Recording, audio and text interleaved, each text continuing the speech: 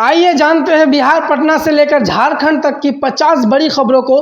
But उससे पहले अगर अभी तक आपने चैनल को सब्सक्राइब नहीं किया तो कर लीजिए। बिहार के किस जिले से आप न्यूज को देख रहे हैं कमेंट में जरूर बताइएगा।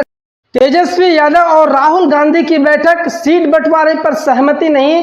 तेजस्वी यादव और राहुल गांधी की मुलाकात के बावजूद महागठबंधन में सीट बंटवारे पर सहमति नहीं बन पाई है।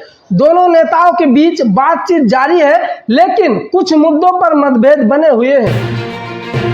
मल्लिकार्जुन खड़गे का नीतीश सरकार पर हमला। कांग्रेस अध्यक्ष मल्लिकार्जुन खड़गे ने बक्सर की रैली में नीतीश कुमार को अवसरवादी कहा। उन्होंने आरोप लगाया कि नीतीश सिर्फ सत्ता के लिए बार बार पाला को बदलते हैं। तेजस्वी यादव का एनडीए सरकार पर 225 करोड़ के दुरुपयोग का आरोप। तेजस्वी यादव ने दावा किया कि महिला संवाद योजना के तहत एनडीए सरकार ने 225 करोड़ रुपए का दुरुपयोग किया है, प्रचार प्रसार और चुनावी फायदे के लिए इस्तेमाल किया हुआ है।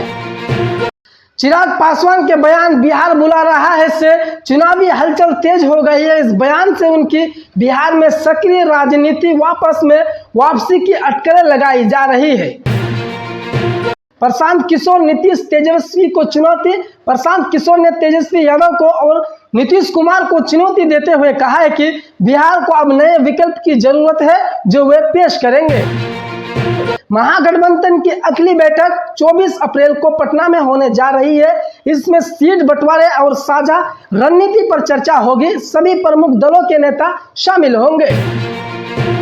जदयू को वक्फ कानून से बड़ा झटका लगा क्योंकि पूर्व विधायक मुजाहिद आलम इस्तीफा दे दिया है। जदयू को बड़ा झटका यूं लगा कि वक्फ कानून के समर्थन के कारण पूर्व विधायक मुजाहिद आलम ने पार्टी से इस्तीफा दे दिया और हट गया है। बिहार चुनाव 2025, तेजस्वी यादव सीएम पद के लिए पहली पसंद। हाल ही में हुए एक सर्वे में तेजस्वी यादव को मुख्यमंत्री पद के लिए जनता की पहली पसंद बताया गया है। उनकी लोकप्रियता लगातार बढ़ रही है। कांग्रेस अध्यक्ष खड़गे का बिहार दौरा संगठन को मजबूत करने पर जोर दिया है। कांग्रेस अध्यक्ष मल्लिकार्जुन खड़गे ने अपने दौरे के दौरान कांग्रेस के कार्यकर्ताओं से मुलाकात की और संगठन ढांचे को मजबूत करने पर बल दे दिया है। बिहार में नए राजनीतिक दलों का उदय, चुनावी समीकरणों में बदलाव। बिहार में कई नए राजनीतिक दल उभर रहे हैं जिसमें परंपरागत समीकरणों में बदलाव आ रहा है। जनता नए विकल्पों की ओर देख रही है। वक्फ संशोधन अधिनियम 2025 पर विरोध, AIMPLB की आंदोलन। वक्फ कानून में संशोधन के लिए विरोध में all India Muslim personal law board ने देश भर में आंदोलन शुरू कर दिया है।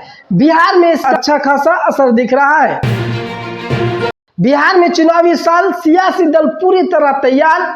बिहार में विधानसभा चुनाव नजदीक है और सभी दल रणनीति बनाने में जुटे हैं। एनडीए महागठबंधन अपनी अपनी ताकत को बढ़ा रहे हैं। बिहार की रेस कौन होगा मुख्यमंत्री पद का चेहरा? मुख्यमंत्री पद के लिए तेजस्वी यादव और नीतीश कुमार, प्रशांत किशोर जैसे चेहरे मैदान में हैं। जनता किसे चुनती है? तेजस्वी यादव का आरोप, नीतीश सरकार भ्रष्टाचार में लिप्त। तेजस्वी यादव ने फिर से नीतीश सरकार पर हमला बोला है और कहा है कि सरकार भ्रष्टाचार में लिप्त है और आम जनता को परेशान कर रही है। बिहार में कांग्रेस की सक्रियता बढ़ रही है। कांग्रेस ने बिहार में बूथ स्तर संगठन मजबूत करने की रणनीति अपनाई है। वरिष्ठ नेताओं को लगातार बैठकें और दौरे कर रहे हैं। बीजेपी ने तेजस्वी के आरोपों को नकारा। तेजस्वी यादव के 225 करोड़ घोटाले के आरोपों को बीजेपी ने झूठा बताया और कहा कि विपक्ष हार की बौखलाहट में जो फैला रही है वो सारा झूठ है। जदयू और बीजेपी में सीटों को लेकर चल रही खींचातान। भले ही दोनों दल एनडीए में हो, लेकिन आगामी चुनाव के लिए सीटों के बंटवारे को लेकर तानातानी साफ नजर आ रही है। पप्पू यादव का नया गठबंधन बनाने का ऐलान। पप्पू यादव संकेत दिए हैं कि वे आगामी चुनाव में नया गठबंधन बना सकते हैं जिसमें युवा और किसान को प्राथमिकता दी जाएगी। लोजपा रामविलास का तेजस्वी यादव पर तंज। लोजपा रामविलास ने तेजस्वी यादव पर तंज कसते हुए कहा है कि वे सिर्फ भाषण देते हैं, जमीन पर कुछ करते नहीं है। नीतीश कुमार का दावा, जनता फिर से एनडीए को मौका देगी। मुख्यमंत्री नीतीश कुमार ने दावा किया है कि उनकी सरकार ने राज्य का चौतरफा विकास किया है और जनता एक बार एनडीए को फिर से मौका देगी। पटना में भीषण गर्मी। पटना में आज अधिकतम तापमान 40 डिग्री और न्यूनतम तापमान 28 डिग्री दर्ज किया गया है। गर्मी से आम जनजीवन प्रभावित है। कई स्कूलों ने समय में बदलाव किया है और दोपहर की छुट्टी कर दी गई है। एनआईटी पटना में छात्र की आत्महत्या। एनआईटी पटना के एक छात्र ने हॉस्टल में आत्महत्या कर ली है। यह पिछले 7 महीनों में चौथा मामला है, जिससे कॉलेज प्रशासन पर सवाल खड़े हो रहे हैं। पटना में सूर्य किरण एरोबेटिक टीम का रिहर्सल किया गया है। इसे 40 स्कूलों के छात्रों ने देखा। कार्यक्रम सूर्य दिवस की तैयारी के तहत किया गया है।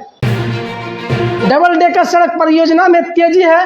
पटना में डबल डेकर सड़क निर्माण कार्य तेजी से चल रहा है। इस परियोजना से ट्रैफिक जाम की समस्या कम होने की उम्मीद जताई जा रही है। प्रशांत किशोर की प्रेस कॉन्फ्रेंस। जनसुराज पार्टी के प्रमुख प्रशांत किशोर ने पटना में प्रेस कॉन्फ्रेंस की। उन्होंने बिहार की राजनीति में बदलाव लाने के लिए रणनीति का ऐलान किया है। पटना के नौबतपुर में एक युवक को गोली से उसके ही दोस्त ने गोली मार दी। युवक की हालत गंभीर है और उसे इलाज के लिए अस्पताल में भर्ती कराया गया। ट्रैफिक कांस्टेबल को घसीटा। पटना में ड्यूटी पर तैनात एक ट्रैफिक कांस्टेबल को एक तेज रफ्तार कार ने घसीट दिया। आरोपी कार चालक फरार हो चुके हैं। पुलिस जांच में जुटी है। पटना में जल संकट। पटना के राजीव नगर, अगमकुआ और कंकड़ बाग में जल संकट गहराया हुआ है। पाइपलाइन में पानी नहीं आने से लोग टैंकरों पर निर्भर हो गए हैं।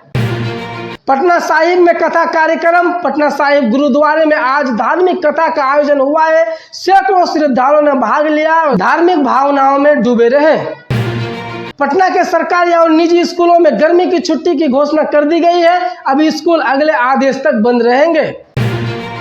रांची में भारतीय वायुसेना का भव्य एयर शो आयोजित। रांची के नामकुम आर्मी ग्राउंड में रक्षा मंत्रालय द्वारा एयर शो का आयोजन किया गया, जिसमें सूर्य किरण एरोबेटिक टीम ने शानदार प्रदर्शन किया। इस शो को देखने के लिए बड़ी संख्या में लोग उपस्थित हुए। सरायकेला खरसावां डीसी को प्रधानमंत्री पुरस्कार। उपायुक्त रविशंकर शुक्ला को प्रशासनिक कार्यों में उत्कृष्टता के लिए प्रधानमंत्री पुरस्कार से सम्मानित किया गया। यह झारखंड के लिए गौरव की बात मानी जा रही है। झारखंड पुलिस ने पश्चिमी सिंहभूम जिले में नक्सल प्रभावित इलाके से माओवादी ठिकाना ध्वस्त कर भारी मात्रा में विस्फोटक बरामद किया है। जमशेदपुर में व्यापारी पर गोलीबारी, गंभीर हालत में अस्पताल में भर्ती।